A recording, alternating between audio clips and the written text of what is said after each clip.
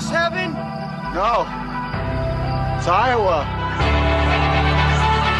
From high school to international wrestling, on the mat and beyond, this is the Potentially Dangerous Podcast with the guys from IA Wrestle. If you're a fighter, you like a fight. If you're an American, you like a fight. If you're an Iowa Hawkeye, you know you're going to get a fight. Subscribe to our podcast on iTunes and all your podcast-friendly apps. And follow us on social media platforms at IA Wrestle. Time to strap it up and get to the show.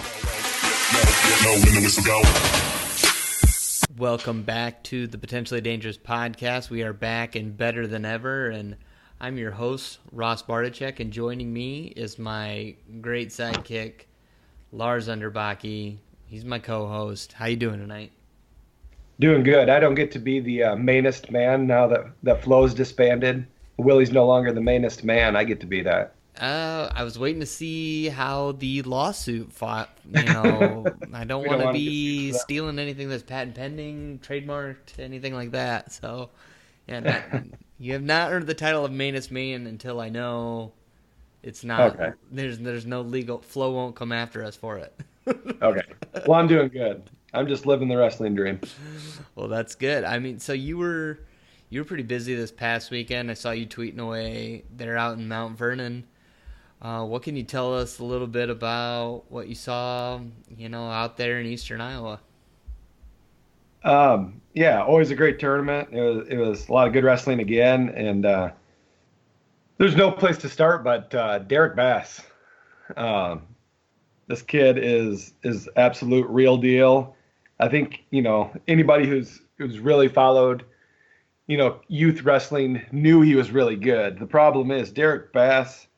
So I coached against him in the AAU state finals 2 years ago, but he was at 70 pounds. So the question's always been, how big is he? Is he going to be big enough for 106 his freshman year? I believe last year he was still at like 85 or 90. I can't remember exactly. He erased any doubts that I've ever had about him being big enough and ready to go when he beat number 2 at the time, Quincy Happel, 17-2 in the semifinals. And I think the whole gym in unison just kind of gasped, and those who didn't know who he was quickly scrambled to find out who he was. So was that when is that a talent thing, or is he full size? Has he still got room to grow? Or you got to give me a little bit more on this guy. I mean, the way it looked to me is he's ready. He's 106. I think he's close. From what I understand, he just looks good now. He's ready to roll. And if he's not, I guess it doesn't matter because he just put the whole state on notice. But I feel like he's a whole 106, and I feel, obviously if you look at my rankings, I feel like he's ready to contend right now. So obviously, I mean, you had the Mount Vernon invite. Lisbon came away with the title there. Were there any other? I mean, obviously, we had the Council Bluffs wrestling. Go ahead. Another tournament, another record for Lisbon. That's right. Just unreal, Lisbon. Obviously, we had Council Bluffs Wrestling Classic on our season pass, but were there any other things from any other tournaments? I know you scoured it because rankings came out this week, so. I mean, is there anything other huge you saw? I know there was a couple results I saw wherever West Delaware was, Keith Fry tournament. That was there's some pretty big results there. Keith Fry was a different one, so that was like Osage, Cresco, some of those. So it's good to see Chase Thomas, the freshman from Cresco, in the lineup. That was a big boost for them. South Winneshiek is where West Delaware was. There was some big matches there. Jared Voss getting a huge win over Spencer Mooberry.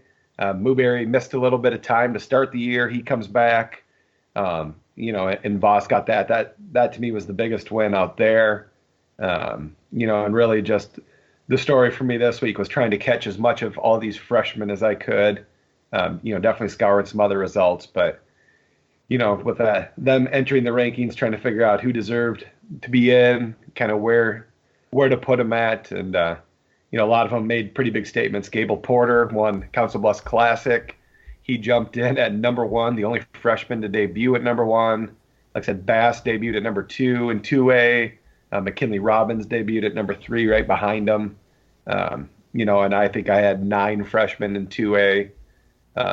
Maybe there was like 8 in 3A and a few more than that in 1A. So a lot of people in this class are already putting their name on notice for everybody. Yeah, Keith Bride, that's where Bosco was. So I was, Bosco, Cresco, a few different schools like that. I mean, you definitely got to keep tabs on the number 1 team wherever they're at. So that's kind of where my head was at. You talk about Gable Porter winning that 106 bracket out at Council Bluffs. Drake Ayala beat Joey Thompson. I know that was a big match that a lot of people were looking forward to coming in. What other? We talked about those middleweight brackets. There was a couple. Nick Hamilton. 45. Keep talking about him, but he has a huge win out there and in Council Bluffs. Jack Gaukel, I think, finished third, lost a good match to Max Mayfield, but otherwise he had a really good tournament out there. He's decided to stay up at 152. Yeah. He was at 145 preseason. Behind Jack Thompson, now he jumps to 152 and moves to number 1. So big move for him out there. Jared Sima, UNI commit, finished second at 160. Yep. Ashton Barker third at 170 in a pretty good bracket. So I mean, there was definitely some really good. I mean, there's a lot of really, really good wrestling out of Council Bluffs. So for fans that didn't watch it, I would highly suggest going to the season pass there or go to Track Wrestling. Just at least purchase that tournament. You'll get your money's worth. Even going back and watching some of those results, there were some really good matches that occurred there out at Council Bluffs, as always. But we kind of we got the guru on, so we might as well talk a little bit about these 2A rankings. Let's talk a little bit about what shook out. Obviously, your top team stayed the same. Actually, your top two teams, which you said was probably going to be like the title race between West Delaware and Union. That's unchanged, but overall, I know there was quite a bit of changes. If you kind of want to give us the overview of what happened at the 2A rankings. Yeah, like I say, freshmen. So obviously 106 is always a little bit of a hot topic for freshmen. Right now, I have, 3 freshmen in there. Already mentioned Bass, Robbins. Jacob Regan from Walk On had a big weekend. Had a win over another freshman, Carson Less, out of West Delaware. So Regan enters it in. I still have them all looking up to. You ready for this? I got a pronunciation. We've always struggled. I didn't want to even try this name from Webster City at number 1. I'm told it's Petsampom. I wouldn't have guessed that if you gave me $100. Is what I'm told. So that's what we're going to go with. So he stays number 1, but the freshmen are coming. So that's kind of your thing at 106. Obviously, Faustik's your guy at 13. Not a ton of shake-up there at 13. A few guys kind of moving some weights would be the only thing. Dominic Ridout slides up. Cole Whitehead comes down, weight-wise. Matthew Lewis hasn't wrestled yet at 120. I'm told that he's real close. Just kind of some nagging stuff, nothing major. They just want to make sure he's 100%. Nicholas Fox from Osage, the freshman, makes his way into the rankings at 120. Slides in at number 5. So obviously think pretty highly of him. Again, not a whole lot of change. Blake Engel from West Delaware makes his way into the rankings there. So big for the team race. A couple other guys, Preston Craven, Caden Grip, come in. 126. Not a ton of shake-up here.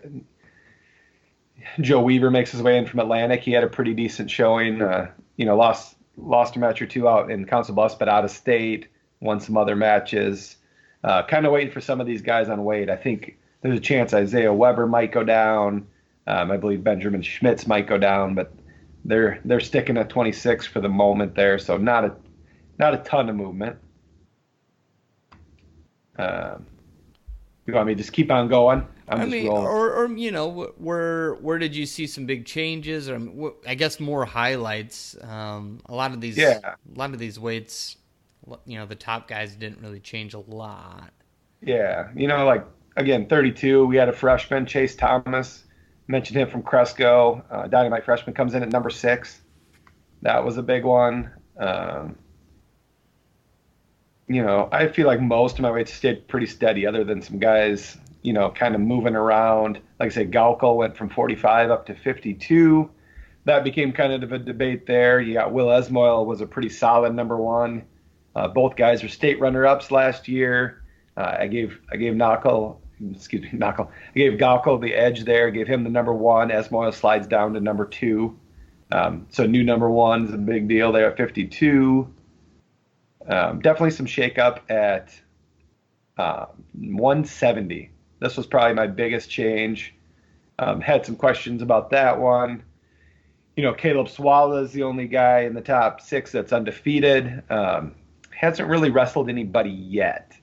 He got 7th last year. He's dominating wrestler. He pins a lot of people, so he's looked good so far. Hasn't had a lot of competition. Cole Davis from Independence has been having a good year at 182. He's sliding down for this weekend for the Battle of Waterloo. He's got some really big wins already. He's beaten the previous number 1, Jax Flynn from Solon. So Davis slides all the way up to the top spot. Flynn to number 2. We talked about Voss beating Mooberry. So Voss, works his way up.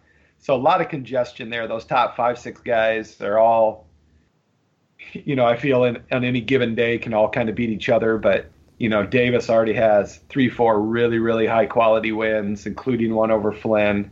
Voss's win over Mooberry obviously elevated him. So definitely some shakeup at 70. I feel like that way that's going to be a fun way. It's going to take a while. Yeah, it's going to take a while to sort itself out, but it's going to be fun till the end. 95. I mean, we saw out at Southwind your top 2 guys faced each other. We got that video on our YouTube page between Volkler and Roshanki. Did I get it right this time? Roshanki, damn. Roshanki, yeah. All right. So, yeah. That was a tough match. Yeah, Roshanki's been wrestling a little bit at 220. Now he's back down to 95. So he got his chance at Volker to see where he's at. A pretty decent match there. And we got a freshman at 95. So pretty rare for a kid this big to be in the rankings this early.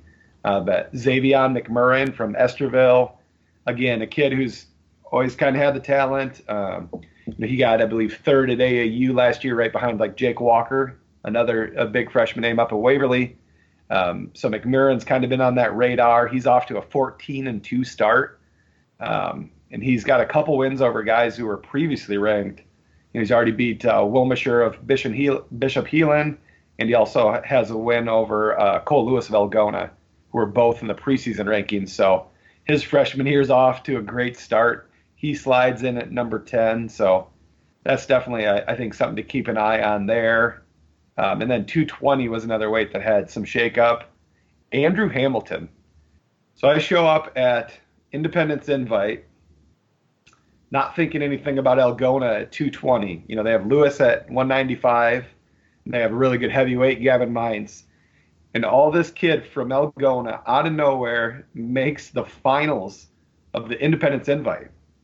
Right away, I send the message to their coach, and I'm like, who is this guy? What's the story in Andrew Hamilton? How do I not know who this is? Ross, you know how much I pay attention to these kids, especially, two-way all the time, everything. This kid hasn't wrestled since his freshman year of high school. He's a senior. He took 2 full years off, the first tournament back, and he's in the finals of the Independence Invite, beating Pelfrey from Iowa City West. He beats Rozanki, who's number 2 at 195. This weekend, he goes out and beats previous number 1 in 1A Mendoza. It's just wild. This guy comes out of nowhere, just decides to give it another try his senior year. I guess he's a really good football player, just a great athlete. Typical. Yeah, they just talked him out. He's working out with, their 95 and their heavyweight, who are both really good, and he's 12-1. Typical football his player. Only loss is out of state. Typical football player just coming in and being athletic at 220. I wish I had that problem where taking 2 years off, I could have come back and been a Independence Invite finalist.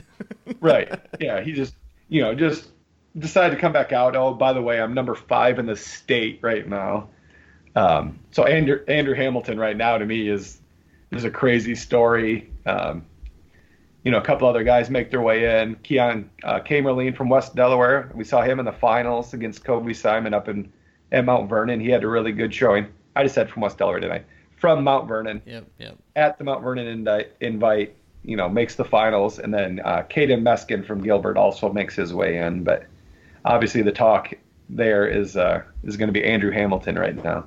Japer. So, overall, I think, there are some changes, but there's some pretty good stability on what's going on in 2A, especially within the team race. Obviously, there's going to be a little bit of shakeup with the freshmen that came in, but the guys that got their rankings definitely earned their spots in our second set here. I do want to move to 3A if you're good with that, if you're wrapped up with 2A. Yep. Yeah, we can do some. So 3A, there were 3 new number 1 ranked wrestlers in this class. Southeast Polk sitting at the top, number 1 with 11 ranked wrestlers out of 14.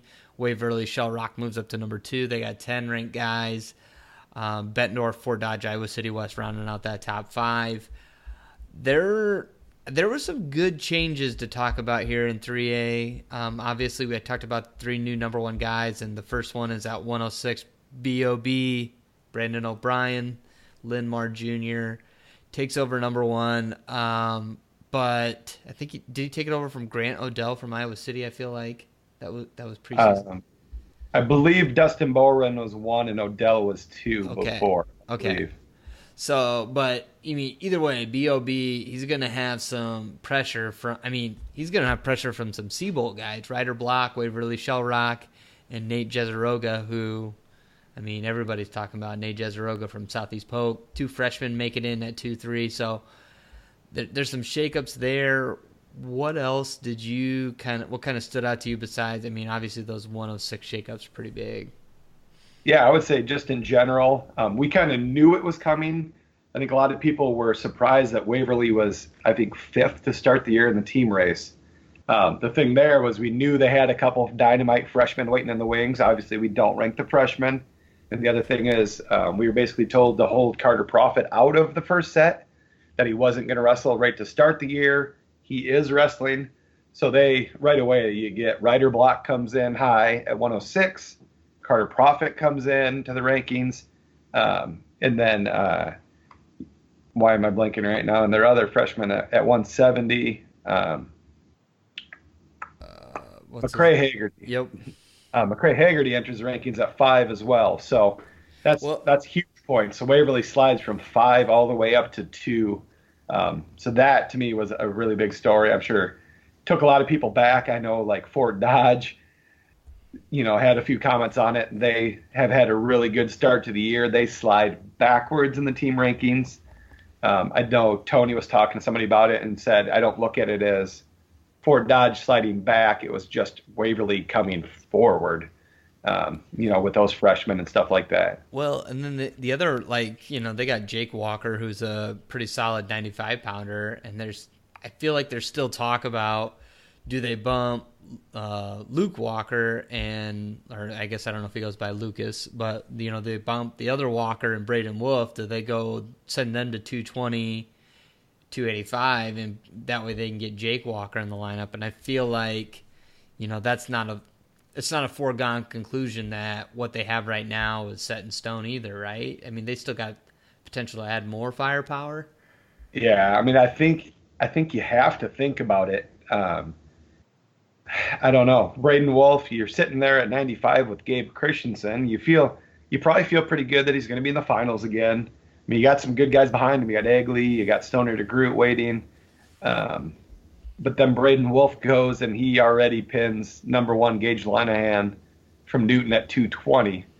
So you look at it and you're thinking, man, is it the difference between second and first that big? I don't know, but you got to think having an extra champ is huge. Getting Jake Walker in, I feel like Jake Walker would come pretty highly into these rankings if he gets the spot. The poor kid's sitting behind one of the best wrestlers in the state of Iowa, and he's ready. And it's not a matter of is Jake Walker ready to wrestle. He is, But where do you find room for him? I'm sure they don't want to put him at 220 to go against his brother.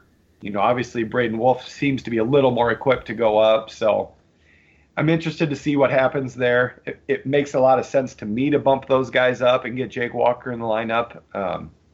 Obviously, we're not in that room, and Waverly's got a great coaching staff, and they'll figure it out one way or the other. They're going to do what's best for their team, but you got to think there's a lot of consideration for Braden Wolf at 220. Yeah, I just seems like they could maybe add to some firepower. They're trying to repeat. Southeast Polk's looking really strong going here in the early season, but yeah, that's kind of one of the questions I had. I'm trying to think if there's any other crazy shakeups. Obviously saw Ankeny got Jace Anderson in the rankings for a freshman. There was another bigger freshman I feel like that made it in too. That's slipping. Logan Stotts, I think, made it in at Logan 20. That's a familiar name to everybody from West Des Moines Valley. CJ Walrath. Yep. Might be the other one you're thinking, 145. Yep. He had a really good showing out in Independence as well. Took out, the Minnesota State champ, I believe, or number 1 ranked guy early on in that to make the gold bracket up in Independence. So yeah, he's a name we've been well aware of all the way up at 145. So he slides in. That's a big name to keep an eye on there. Yeah, he was the other guy I was thinking. And so something I mean. Oh no, we didn't even hit the best one. The best Tate one? McNaborn. Tate, yeah. 160. All he did his first weekend as a freshman is win the Independence Invitational. But takes out Zach Williams of Osage in the finals. What's that, Ross? I was gonna say, is Jake the North Scott guy? Jake, is it Mathiadis? I don't know. Yeah, I'll just let you butcher that one. Okay, so North Scott's 160. Is he a new number 1? Do you know? No, I think he's been number 1. Number 1 too. Okay. The question there is he has not wrestled yet this year. So I, from what I understand, I think again it's more of a nagging injury. He'll be back soon, so he's left in there. That's always kind of a debate. Do you leave these guys in? Do you take them out? We try to get as much info as we can. If we think they'll be wrestling, maybe by the next set, we typically leave them in. A kid like Wade Mitchell in 1A, the talk is that he's out for quite a while yet, if at all, this year. So we decided to drop him out. But that can always be a little bit of a debate. But my understanding is Jake will be back pretty soon. So he stayed in here. But, Tate McNaborn is right on his tail along with Caleb Helgerson. So. And what's the I remembered another freshman that I was going to talk about. Is it Cutter, Ben Cutter, or what's the City High? Keeter. Yeah. Looks like that. Ben Keeter. So he hasn't wrestled quite yet either at 160. Yep. Got hurt during football. Was in a boot for a little bit. I know that is off. I have seen him walking around.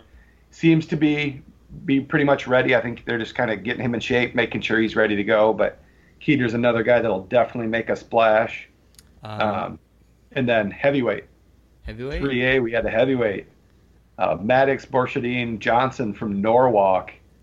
So he, up at Keith Young, takes out Dawson Sweet from Cedar Rapids Jefferson. I think he's had a couple other good wins. So he slots in at number 6 in the rankings as a freshman at heavyweight. So that to me is huge too. For a freshman heavyweight to get in this early is a really big deal. Yeah, and then the other big move, that you and I think kind of talked about was Mickey Griffith, who won the Independence invite. Now he's up to number 2 at 170. We talked about Ashton Barker for West having a good tournament out at Council Bluffs. He's up to number 4. So I think 170 is getting really interested. Obviously, Logan Niels from Ankeny Centennial is really tough, but I'm liking how that 170 bracket shakes out between Centennial, Des Moines Lincoln's got a good guy, Linmar with Ryan Plummer, Barker, and we talked about McCray Haggerty, the freshman coming in. So that's looking like it's shaping up to be a fun weight. Yeah, and Linmar in general. There's another team that's just been making a move. Like say, O'Brien went up, Plummer is up there pretty high. Nackaborn, enters in at 3, which is, a big jump for him. Bryce Park made a huge jump at 26. I believe he was like 9 to start the year. He's up to number 4 after a good run at Independence. So Linmar is a team that's really made a move early on this year. And those 4 are going to score probably a ton of points. And they have, some other potential there as well. 52, Abbas. I'm not going to go with last name again, but he's a really talented kid. 52 is a tough weight, but he's a kid that's capable of making a run as well. That would be huge for Linmar. And then I don't know if this actually bears reminding. Since you're talking about team rankings, it kind of jogs something we were talking about today or yesterday when the rankings came out.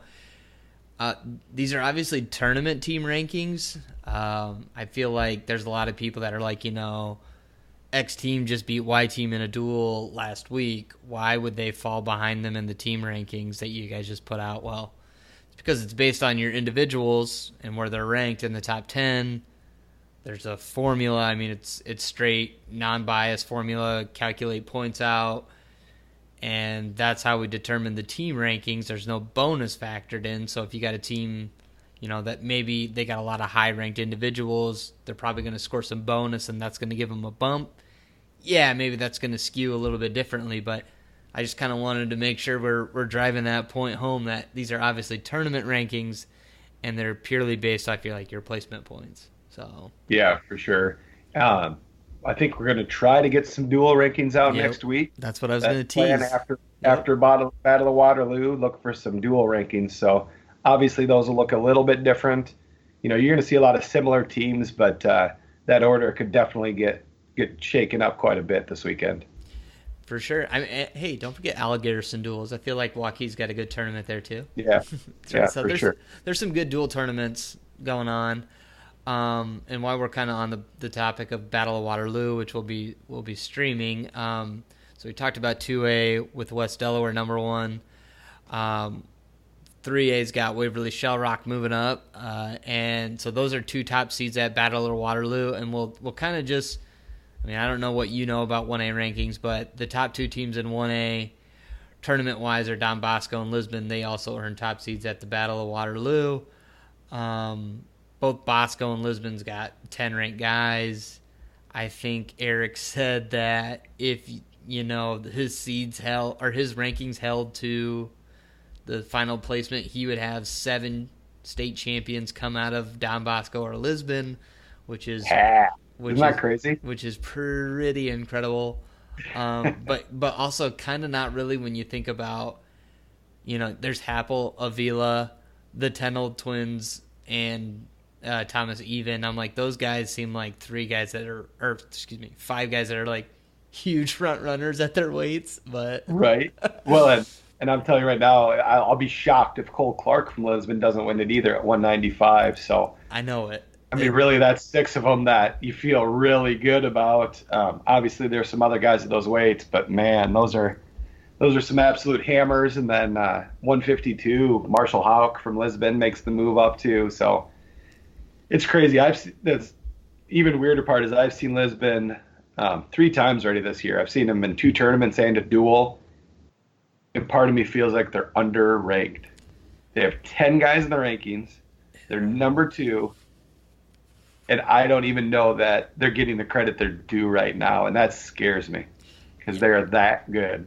I think after, the Battle of Waterloo is going to be huge because they're going to get, they're going to see even more teams.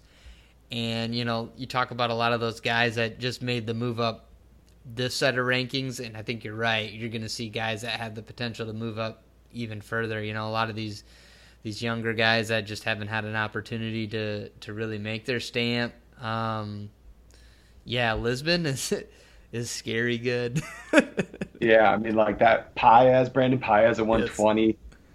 That's a really crazy weight in 1A. I know 120 is just loaded. But I think he's ranked like 7th right now, and I would be beyond shocked if he's not in the top, 5 or 6 in the state at least.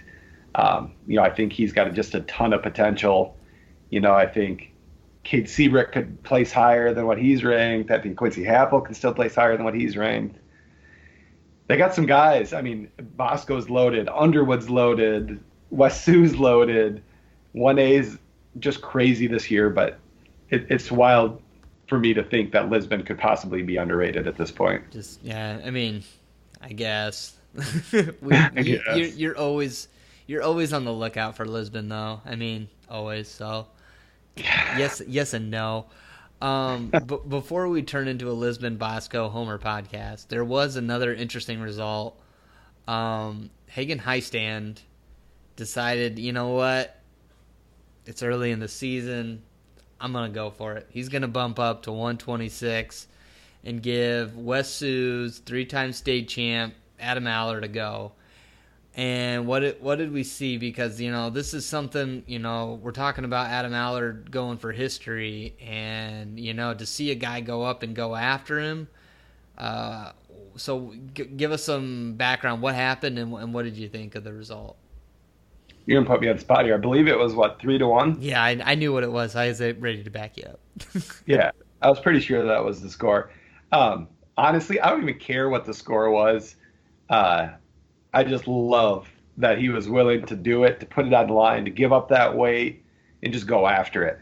It's one thing to be at the same weights, and we've seen guys kind of avoid each other when they're at the same spots, and no fear. For Hagen Highstand to just say, you know what, I want to go after the best competition I possibly can. I don't care what weight he's at. We know Adam Allard's not going to back down from competition. We've seen that time and time again. So for these two to go out, put it on the line in a tournament that, like you say, a good tournament, but it really doesn't matter.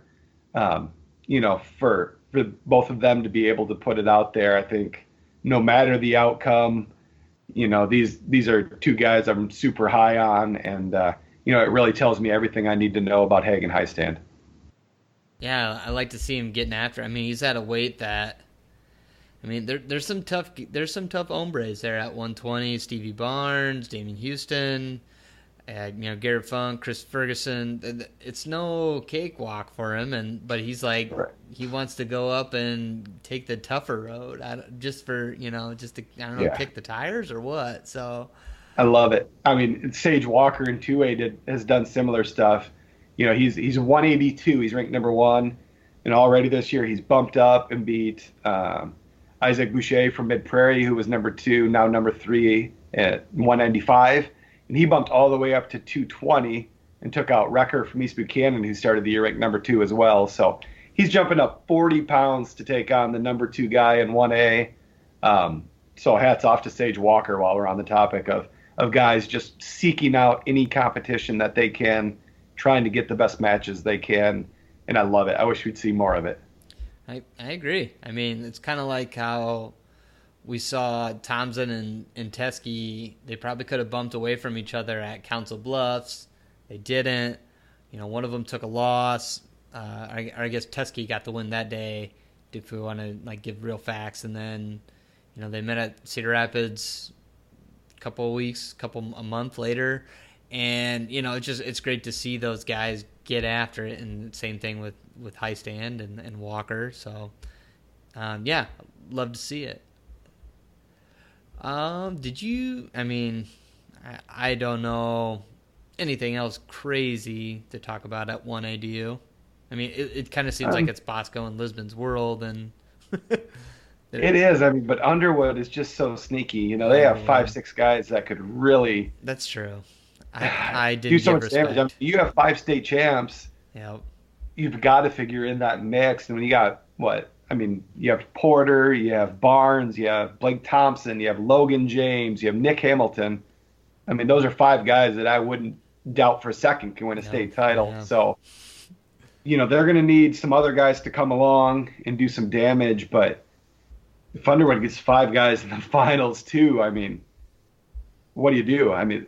Them, Bosco, and Lisbon could all have 5 guys in the finals. They could basically cover 1A. So it'll be really interesting there. But again, I think, a decent amount of freshmen breaking the rankings was big. I don't think there was a ton of other shakeup at the top. And in 1A, we talked about Marshall Houck, number 1 at 152. the other big thing for Don Bosco was flip-flop at the top. Cade Teenold beats Ben Smith from Iowa Valley last weekend. And so they flip spots. So now both Teenolds. So Bosco's number 1 at 60, number 1 at 70, and number 1 at 82. If you want to talk about a 1-2-3 punch going in there, good luck. Yeah. And then the other big one was at 220 was a pretty good shakeup.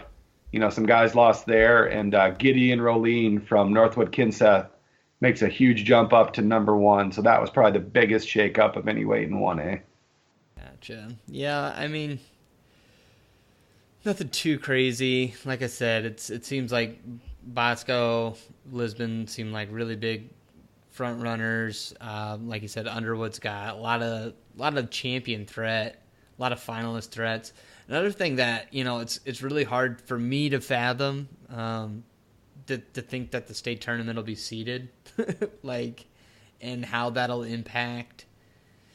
I mean, we're used to, you don't know if these guys are going to hit in the quarters and what that can cause for just these guys winning a title, how that impacts the team race. So, I mean, kind of for me, that I'm not so knee deep in this. It's really new territory for me to kind of figure out how this is all going to shake out. So I'm just at least interested to see how it will. Well, I am knee deep in it, and I'm still confused by how they seeded the state tournament last year. So hopefully they've perfected their process a little bit, and it keeps getting better. Yeah, right. So we'll move on here. We got to talk a little bit about what's coming up this weekend. It's obviously like the last big weekend here before the holidays here. So we've got, first of all, for streaming wise, we got a really big duel going down Thursday night. It's Southeast Polk versus Fort Dodge. Obviously, we don't have dual rankings until after this week, is what we've already told you. So we'll tell you it's a couple of top 5 tournament teams dueling it out. They're really good teams. It's going to be stream free on Track Wrestling. We got Adam Fellers and Cody Goodwin are going to be the guys doing the broadcast for us. A lot of good matchups, as long as only 16 ranked kids. Only 16 ranked guys. So yeah, it'll be a good duel. I think Cam Kramer planning on going, take photos. You guys know the kind of product he puts out. So overall, you're going to be able to watch the duel. You're going to be able to remember the duel because you're going to be able to go back and watch those matches. But you got still images. It's going to be How much amazing. does it cost to watch that one? Free $99. So yeah, there's a post on iWrestle where you can find the link to the duel to just click on that free stream link. But that's Thursday. Then this weekend we got our big Battle of Waterloo. That's what we're streaming. Part of our season pass. Like I said, if you just would have paid for it earlier in the season, it's gonna pay for itself. Even if you get in now, there's still time for it to pay for itself.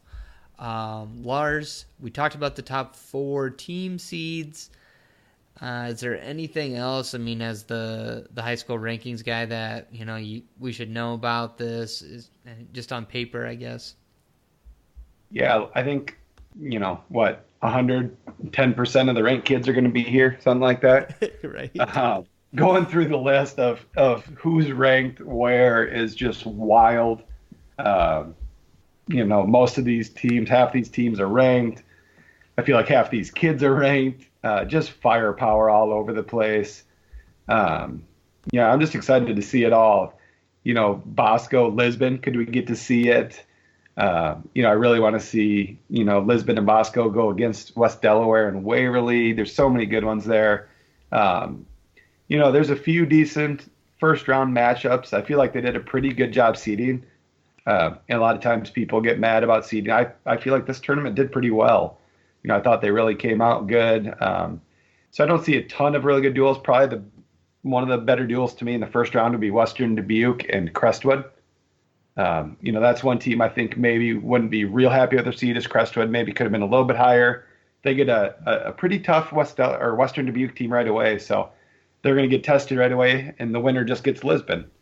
No big deal there. So that's a tough one right out the gate. Other than that, I feel like, we'll have a pretty good shot of who's going to make the quarters. And then, once you get there, it's just going to bust loose. You never know what's going to happen, but it's just going to be nonstop excitement. Like I say, just tons and tons of ranked kids.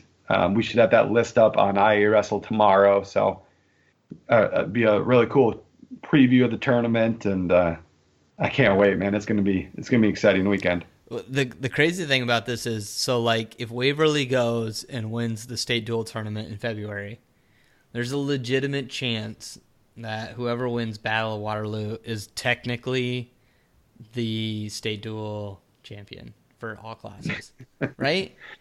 Yeah. I mean, because there's a legitimate chance that all 3 class dual champions are competing in this tournament. Yeah, I mean, you got to think either Bosco or Lisbon's 1A, and I'd be pretty darn surprised if West Delaware didn't win duels in 2A. Right. So that's a great point. Like I say, if Waverly can find a way to get it done come February, that's pretty crazy.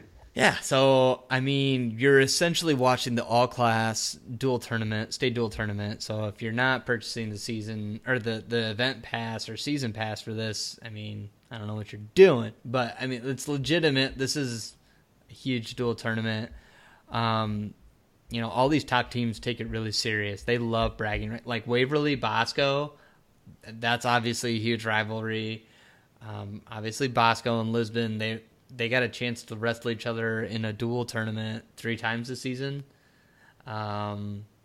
We saw that Lisbon and West Delaware went to Solon. They didn't wrestle each other. And, it's probably because they knew that there's a really good chance it could happen at this tournament. And you kind of want to protect your seat or protect what you got. And, here's where it's all on the line. There's no holding back. And they're all going to go all in to win the Battle of Waterloo. So that's what, this tournament's going to be, like you said, it's going to be really, really, really fun. So. Yeah, and the other exciting thing this year is they had a girls division. So we've never had a girls division at Battle of Waterloo, so hats off to them. I think that's really great. I think there's 6 teams, pretty much Northeast Iowa teams, but these are teams that pretty much can fill a lineup. So really exciting there. Waverly, Cresco, Independence, Charles City, Denver, and Osage, I believe. So all kind of close by teams up there, but some really, really solid girls teams. And, I'm really interested to see that too. And I think it's great. And it's another great step for girls wrestling in the state of Iowa. 100%. So that is what I've got on the Battle of Waterloo. I don't know if you've got any more, or I'll just move on to kind of what else is going on this weekend. There's a couple other big tournaments. I'm going to start with Fort Madison because I kind of want to make this fact is Liberty, Missouri apparently is relocating to Iowa because they've competed at Independence, right? Or no, Liberty. Nope. That's right. They're going to compete at, I'm thinking of them for that. Donnybrook. They're in the Donnybrook, and that's why they're on my brain for that weekend. Damn it. All right. Well, they were at Council Bluffs last weekend, and they're going to be at Fort Madison this weekend.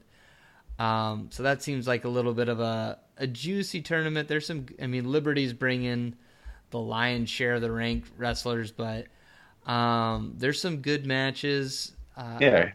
Kennedy's got some kids for sure. Well, so New London's a good 1A team. Solon's a good 2A team. I was kind of thinking, I'm assuming Hayden Taylor's still up at 45, right? As far as I know, at the moment, he is still at 45. So I kind of want to see him versus Logan Rachi, who's number 2 in Missouri. Overall, if Hayden Taylor's up, that's, I got to count this out. 1, 2, 3, 4, 5, 6 ranked wrestlers at 45. So that's definitely the most ranked wrestlers in a single bracket. There's just, it's not overly loaded like some of the other tournaments we've talked about on this podcast, but there's some could be some sneaky good weights, some sneaky good results from this tournament. Yeah, for sure. I think there's the other one to me is Marcel Lopez going to wrestle 113. He's seen a lot of 120 this year. Could we see him and Blaine Frazier? Yes. That was definitely a fun matchup last year. A couple state finalists there, so that would be a match I would definitely want to keep an eye on too if we get to see that one happen. So there's Fort Madison, then Fort Dodge has got the Don Miller invite going on. Obviously, with it being a Fort Dodge tournament and Fort Dodge being a really good team, they're the team with the lion's share of ranked wrestlers. I think they're the only ranked team in the field as far as tournament rankings go for us. But overall, that's been a traditionally pretty solid tournament. I mean, we've talked a lot about it, the guys already that, and when we discussed the new rankings, but is there any, I guess, I don't know, is there any other weight that stands out to you? The most ranked wrestlers at 120, but that's Drake Ayala, so. Yeah, this is Drake Ayala's world. Yeah. 6, we have Webster City. You got Cole Nelson from Humboldt. I know Fort Dodge has a kid that they're really high on. So again, 106, I think, will be a weight of interest there.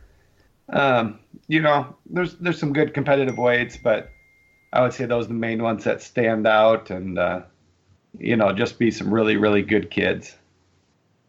And then the other, I guess there's a couple more. Al Garrison duels. We don't have dual rankings, but Waukee, Johnston are two. They're usually pretty good dual teams as well. They're gonna be there. It's kind of hard with a dual tournament if there's not a ton of ranked guys to know who's gonna hit. Bumping guys, and I guess that's that's kind of one hard thing to prospect about a dual tournament. Yeah, but I think like a team like Des Moines Lincoln. I think is much improved. I thought they looked pretty good up in Independence as a whole. Millard West out of Nebraska is pretty tough. So, there should be some pretty good matches, and Waukee Johnson is always going to be fun no matter what. So hopefully we get to see that one. Yeah. And then of course there's Southeast Polk's Red Owens. We'll definitely, we're going to have previews for all of these tournaments. I guess that's why we're kind of talking about them right now.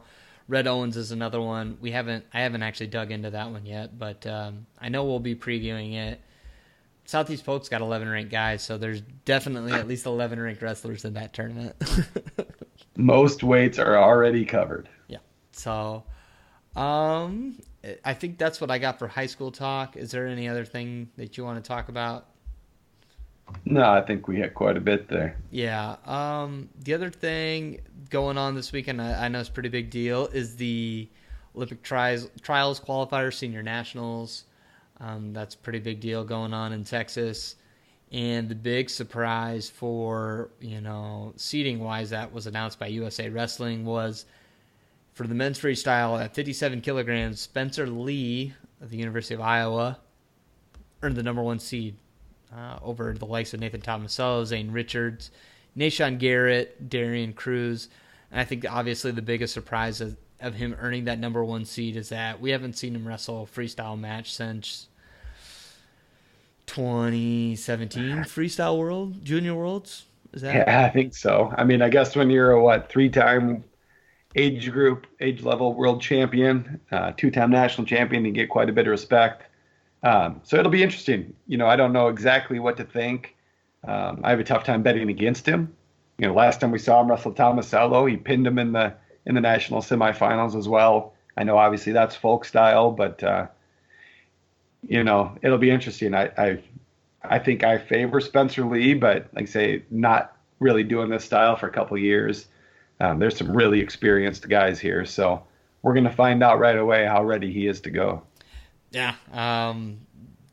From what we saw on the age level, the guy's got a killer leg lace. We'll see if that's still kicking.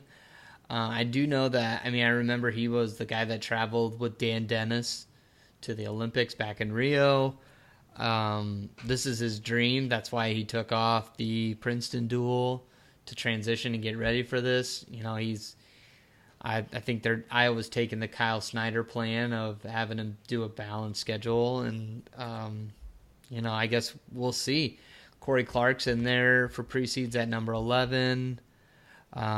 He's not. I don't know if he's actually technically with the Hawkeye Wrestling Club yet, but Jaden Ironman, he's going to be with the Hawkeyes next year.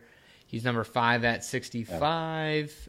Been in Iowa City a little bit anyway. Yeah. And then there's, of course, the Iowa prep Colton McChrystal also getting a pre-seed number 13 at 65 kilos. I mean, that's the top 3 dudes at 65 is going to be pretty fun. Yeah. We get another Yanni Jordan Oliver possible rematch would be a blast. We still have Gorilla Hawk in there. Yeah. Good old Frank Molinaro's still going.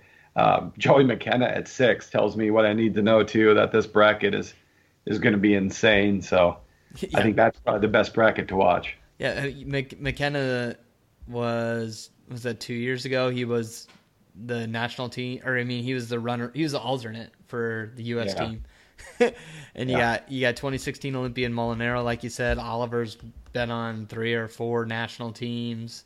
Diaco Mihalis runner up last year. That's like you said, probably the best. I don't know, 57 could be really fun too. But talent wise, I don't know, 65 might be the best as far as guys that probably could medal on a world tournament. 74, I don't think there's any Iowa ties. No, not in the pre-seeds anyway. No, and then Sammy Brooks got the 3 seed at 86. Feeling pretty good about, that spot. Feeling good about him qualifying for the Olympic trials in this bracket, I feel like. Because it's what, top 3? I thought it was top 5. It's top 5, and I'm so dug into high school right now, I guess I'm not even sure. So I'll take your word for it. Well, actually, you know what? Now that I say that, I think Alex Derringer's already qualified because he won the Farrell. But I think it's just the top 5 place winners. So if Derringer wins it, he's technically, I guess, I don't know if you call it stealing a spot or, he still gets that qualifying spot. So you still got to finish top 5. It's not like the old rules of top 5 not qualified, which they have done in previous years. So I still feel pretty good about Sammy Brooks being a top 5 guy at 86. Yeah. And then, of course, 97, Kevin Gadsden. Dude's won more U.S. nationals than you can shake a stick at. So, feeling pretty good about that. I did forget, I'm pretty sure that 86 has got Ryan Loader and Drew Foster, both UNI boys, registered. Parker Kecksine, I think I saw was registered for UNI, true freshman. Willie Miklas spent a lot of time at, or I guess his last 2 college years at 97, but he's down to 86. So I forgot to mention that those guys are registered, did not get pre-seeds. And there's nobody at heavyweight either, pre-seed-wise, for Iowa. So this weekend's got some interesting things on the freestyle level to keep an eye out for, too. Yeah, for sure. Should be a fun tournament. It'd be interesting to see, there's a decent amount of even current college guys in these brackets too. So, Aaron Brooks from Penn State got his red shirt pulled. Now he's into this tournament. So I'm kind of interested to see where he's at with some of these guys on that level as well. So it'll be interesting. There's all kinds of them. Kassar and Kirkfleet at heavyweight. So without the Iowa flair, there's just a bunch of intriguing storylines out there. Yeah, so while you're taking a break from Battle of Waterloo, you can kind of check in on the senior nationals, see how Spencer, Sammy, Corey, and the whole gang, I guess, are all doing. So is there any other topics you want to get to, or are we ready to wrap? I think people have probably heard us ramble on long enough for right now. Yeah, just now. We'll be back, like I said, dual rankings next week. I'll be at Midlands. We got Christmas coming up, but I'll be going to Midlands there right after Christmas as well. And I know I said last week that Dan Gable, Wrestler of the Year information was coming out this week, but I was a week early. I knew it was coming out, but I'm pretty sure we're going to be releasing that early next week, so it'll be our Christmas gift to you next week to see the top 15 in each class. Do we go to 15 for women as well? Top 15 women. We've just done just for rankings. Well, don't we do Mrs. Wrestler of the Year? Yeah. I think I don't think we did a full 15 last year, but Oh, well. I don't remember what they released. We'll have to see what they give us. Yeah, we'll have to check with the big cheese on that one. But I do know that the Mr. Wrestler of the Year is like really close to finalized. So, like I said, that'll be coming next week. Lars told you that. Dual rankings probably coming next week too. So even though it's the holidays, we're probably going to have something to kind of keep you talking around the Christmas tree. We'll see about recording another podcast because obviously we got to preview that big Midlands tournament. We talked about it 2 weeks ago, that there are going to be some weights that are just kind of a little bit too ridiculous to not talk about. So thanks everybody for tuning in. I'm your host, Ross Bartachek. You can find me on social media at Ross Bcheck. And my co-host tonight was Lars Underbakke. You can find him on social media at Lars IA Wrestle. Thanks everybody for tuning in.